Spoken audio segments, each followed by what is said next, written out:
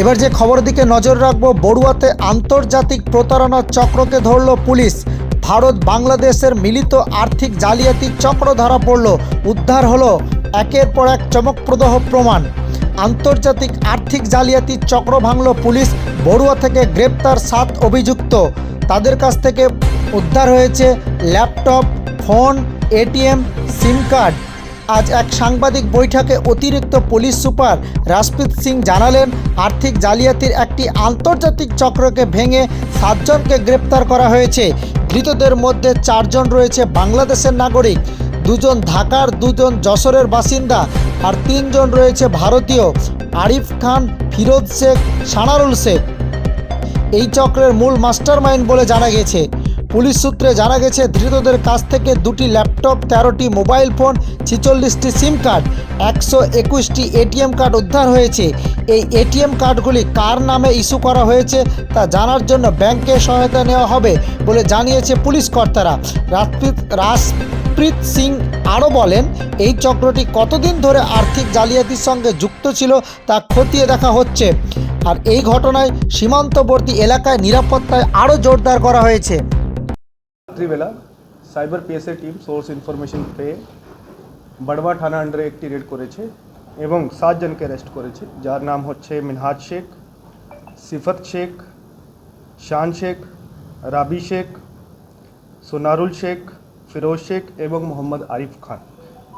এর মধ্যে 4 জনের বাড়ি হচ্ছে বাংলাদেশ এবং 3 জনের বাড়ি হচ্ছে বড়বা থানা আন্ডারে।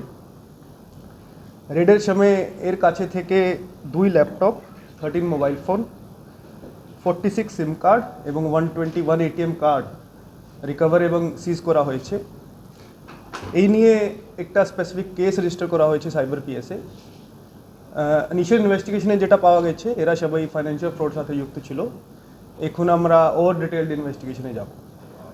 বাংলাদেশ থেকে যারা এসেছে তাদের মানে এখানে আসার কি কারণ বা কি এর সঙ্গে কিভাবে জড়িত হয়েছে? এরা কবে এসছে, এখানে কখন এসছে, কি কারণে এসছে এটা আমরা, এবং এরা কিভাবে ফাইন্যান্সিয়াল ফ্রড করছিল, নিজে ফ্রড করছিল বা শুধু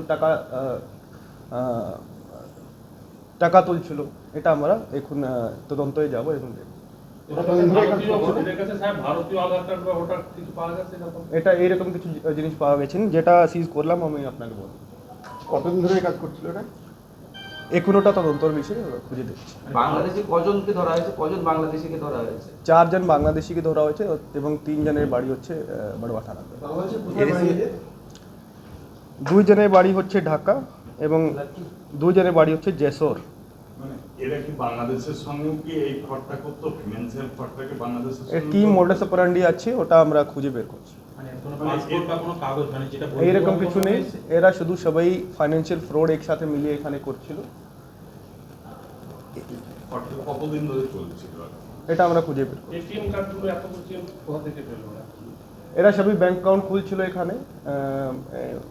যারা 3 জন ইন্ডিয়ান আছে, মেনলি এরাই মাস্টারমাইন্ড, মোহাম্মদ আরিফ খান, ফিরোজ শেখ, সানারুল শেখ। এরা ব্যাংক অ্যাকাউন্ট খুলে এটিএম কার্ড ইউজ করতো। এই সবই 121 এটিএম কার্ড ইউজ করা হয়েছে। এই সবই এটিএম কার্ড এই ফাইন্যান্সিয়াল ফ্রড করার জন্য ইউজ করা হয়েছে। মোটামুটি কত টাকার একটা লেনদেন হয়েছে ফ্রডটা? আমরা কিছু সাসপিশন ট্রানজাকশন পেয়েছি, ওটা আমরা ওর ভিতরে যাব এবং আপনাকে জানাবো। এরা যে বাংলাদেশি কোনো ডকুমেন্টস পাওয়া গেছে এর কাছ থেকে? এখন পর্যন্ত আমরা যেটা ইন্টারোগেশন করছি ওর থেকে এটা সবই জিনিস পেয়েছি। বাংলাদেশি সিম বা বাংলাদেশি মোবাইল এসব কিছু পাওয়া গেছে?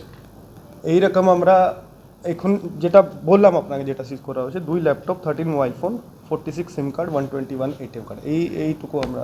এই সিম কার্ডগুলো এই ইয়েগুলো এটিএমগুলো যাদের নামে, তারা তো কিছু জানে না অন্য নামে করা হয়েছে এই এটিএমগুলো। এটা এটিএম কোডে আমরা রিকোয়েস্ট পাঠাবো, কার নামে আছে এটিএম, কার নামে ব্যাংক অ্যাকাউন্ট আছে, ওটা আমরা ব্যাংক থেকে ডিটেলস যখন পাবো আপনাকে জানাবো। স্যার কিভাবে অপারেশনটা চালাতো ওরা? ওটাই তো বলছি, মোডাস অপারেন্ডি এখন আমরা পুরো জানি না। আমরা কিছু সাসপিশিয়াস ট্রানজ্যাকশন, ফাইন্যান্সিয়াল ট্রানজ্যাকশন পেয়েছি।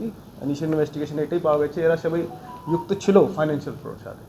এখন এরা কিভাবে ফাইন্যান্সিয়াল ফ্রড করছিল বা করছিল কি না, বা শুধু টাকা তুলছিল ফাইন্যান্সিয়াল ফ্রডে, যেটা টাকা আছে শুধু ওই তো এটিএম কার্ড পাওয়া গেছে, তো শুধু এটিএম কার্ড টাকা তোলার জন্য ছিল, এটা আমরা খুঁজে বের করছি। জায়গা থেকে কি গ্রেফতার করা হলো? হ্যাঁ, সবাইকে বড়বা থানা থেকে। এখান থেকে যেসব টাকা ফ্রড করতো সেই সব টাকা কি বাংলাদেশে পাঠাতো না এখানে?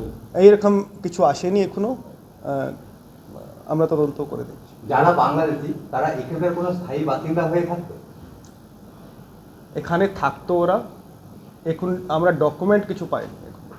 এটা ইন্টারোগেশনে যেটা এসছে আমরা বললাম। বড় হয়ে কার বাড়িতে থাকতো এরা? কতদিন বড় হয়ে আমরা 10 দিনের পিসি নিচ্ছি সবাই। কার বাড়িতে থাকতো এরা বড় হয়ে? মাস্টারমাইন্ড ছিল তিনজন, সোনারুল শেখ, ফিরোজ শেখ, মোহাম্মদ আরিফ খান। এরাই এর জন্য অ্যারেঞ্জমেন্ট করেছিল। এরা তিনজনই। অ্যারেস্ট হয়েছে এদের বাড়ি থেকে? হ্যাঁ, চলো থ্যাংক ইউ। স্যার, আরে